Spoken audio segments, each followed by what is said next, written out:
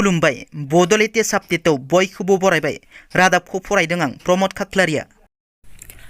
गिबि रादाबाव दङ फिन सासे बर' हिन्जावसाखौ साब्रै मुस्लिम हौवाफोरा जिनाहारि खालामनाय जाथाया सोराङाव फैदों। बे सुबुं समाजखौ लाजिफोनांनाय एबा मुगैथाव जाथाया जादों क'क्राझार जिल्लायाव। क'क्राझार जिल्लानि सालाकाटिनि अजन खावनिया बासा गामिनि साब्रै दुथांफोरा सासे बर' हिन्जावसाखौ हानजायारि जिनाहारि खालामनायनि अजद। 13 बोसोर बैसोनि हिन्जावसाखौ जिनाहारि खालामग्रा दायनिगिरिफोरनि मुं फारियै बलटिफक, दिलदार आली शेख, कायरेल आली आरो आशराफुल आली।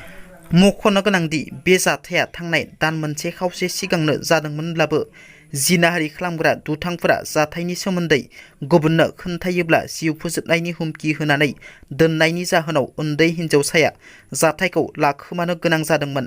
24 घन्टानि गेजेराव दायनिगिरिफोरखौ हमनानै साजा होनो दाबि दैखांदों रायजो राजाफोरा। बाक्सानि मुसलपुराव बर' सुरक्षा समितिनि खौरां मेल। बर' सुरक्षा समितिनि नेहाथारि जन दासनि खौरां मेल।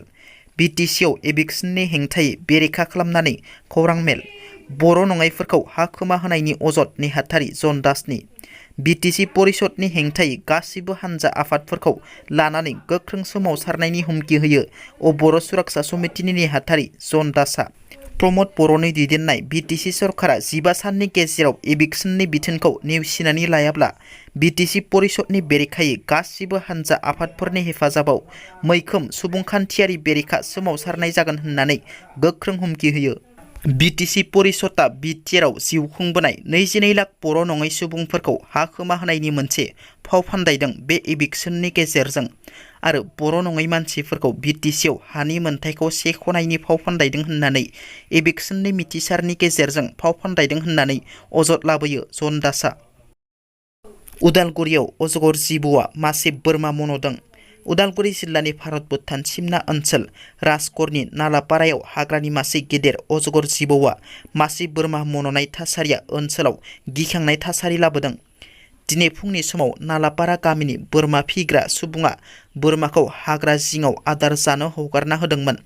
बे समावनो बोरमा थांग्रा लामायाव मासे गेदेर अजगर जिबौआ मासे बोरमाखौ हमना जानो हमो। बिगोमाया बोरमा गाबनायखौ खोनानानै नायफैनायाव बे गिथावना थासारिखौ नुनो मोनो। रां घुस लानायनि दायाव फिन सासे सरखारि साख्रिआवलाया हमजादों। दिनै गुवाहाटीनि भाङाघर ओनसोलाव क'अपारेटिभ ससाइटिसनि एसिस्टेन्ट रेजिस्ट्रारखौ खामानि मावनायनि मुङाव रां घुस लानायनि दायाव हमनाय जायो। हमजानाय सुबुंखौ मोहाम्मद मुख्तार आमीन होननानै सिनायथिनाय जादों। दिनैनि रादाबा एसेनोसै। नोंथांमोना जुदि आंनि रादाबखौ खोनासंनानै मोजां मोनदोंब्ला अन्नानै लाइक, शेयार आरो साबस्क्राइब खालामनो दाबाव। गोजोन्थों।